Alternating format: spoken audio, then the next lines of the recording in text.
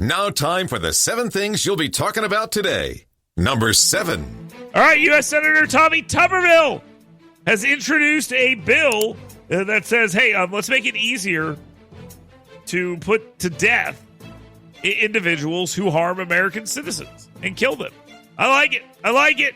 Illegal immigrants are committing murder against Americans, and he wants them to get the death penalty. He joined John Cornyn of Texas, Steve Daines of Montana, and Tim Scott of South Carolina to announce the Justice for American Victims of Illegal Immigrants Act.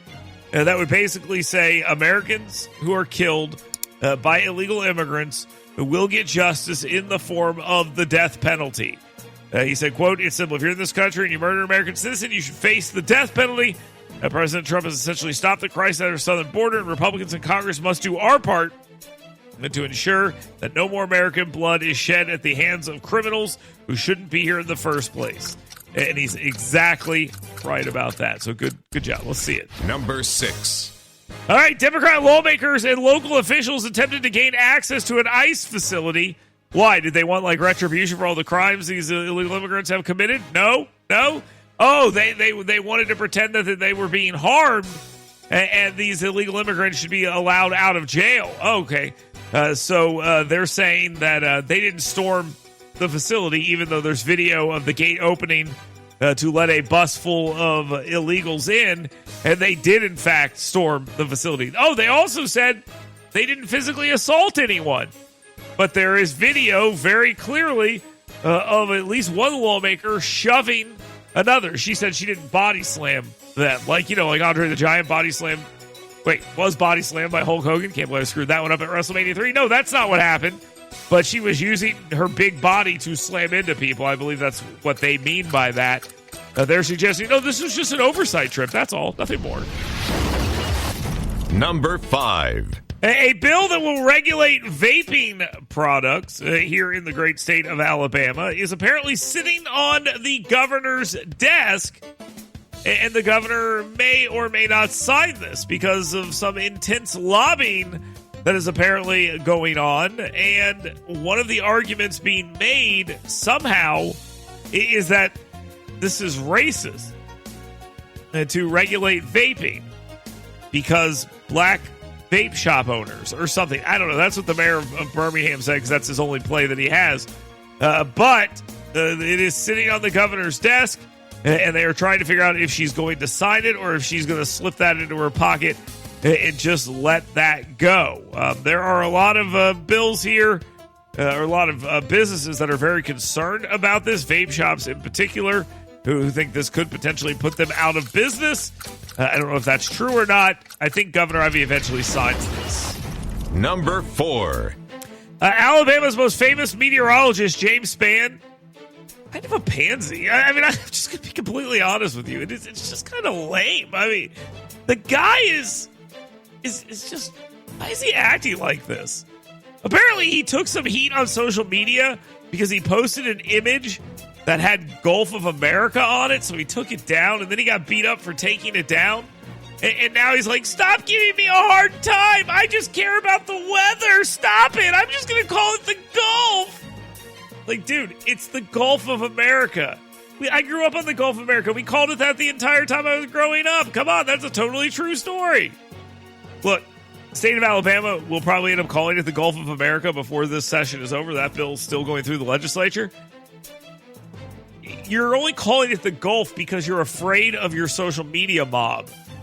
That's your fault. You cultivated that mob. Now deal with it.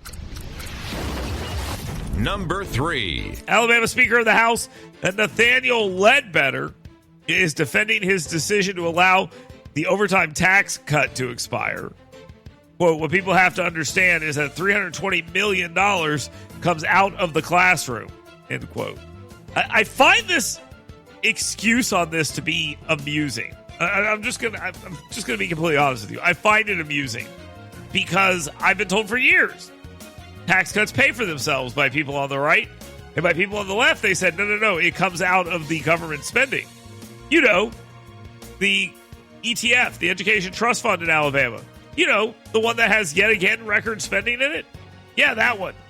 Yeah, they're worried about the $238 million coming out of that, or $320 million, or depending on who you're talking to. But $320 million is what he's saying, and they're concerned about that. I mean, that's fine. But, this is still a good idea. Do tax cuts work or not? Tell me. Number 2. Donald Trump working towards being a world leader. Give this guy a Nobel Peace Prize because the guy was busy. No question about that. This weekend, he has worked to set up a potential face-to-face with Vladimir Zelensky and Vladimir Putin, hopefully in Turkey, as they're trying to move towards a total ceasefire. And the story that has completely dropped out of the news, which is probably Donald Trump's biggest win of his presidency. I know, you're probably not going to believe this, but the India-Pakistan war that was actively going on. There were skirmishes, there were attacks, there were jets, there were bombings. These are nuclear powers. And they were at war. And it's a religious war on top of everything else. And Donald Trump came in and said, knock this off. Did a good job. Good job. Now, time for the number one thing you'll be talking about today. And I'll tell you, I think it's interesting. He has continued, Donald Trump that is, continued to make the argument that with trade, anything is possible. Part of this deal is him saying he's going to wants to trade more with India and Pakistan. So I guess he kind of dangled that carrot out there as well.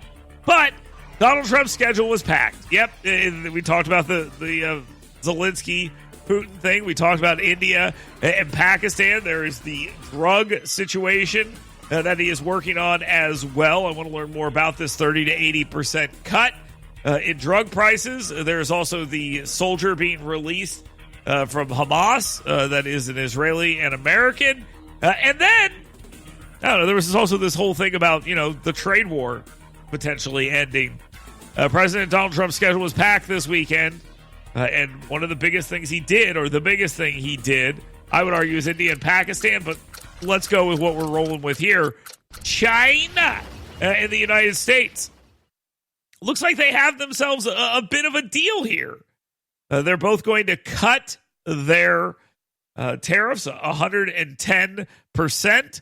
China goes down to 10%, and our tariffs on them will be 30%.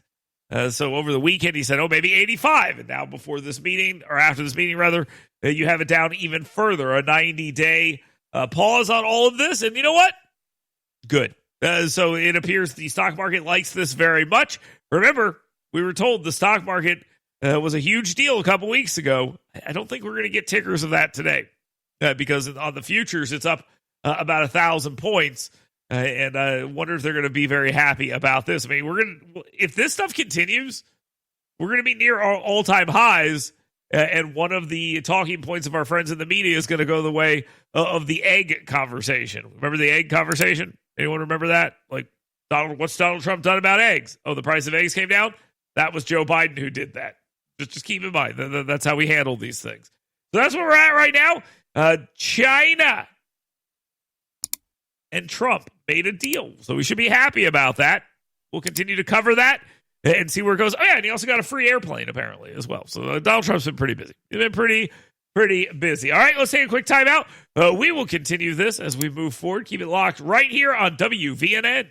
Get WVNN's Dale Jackson 7 Things You Should Be Talking About Today right in your email box every morning. Go to yellowhammernews.com and sign up today.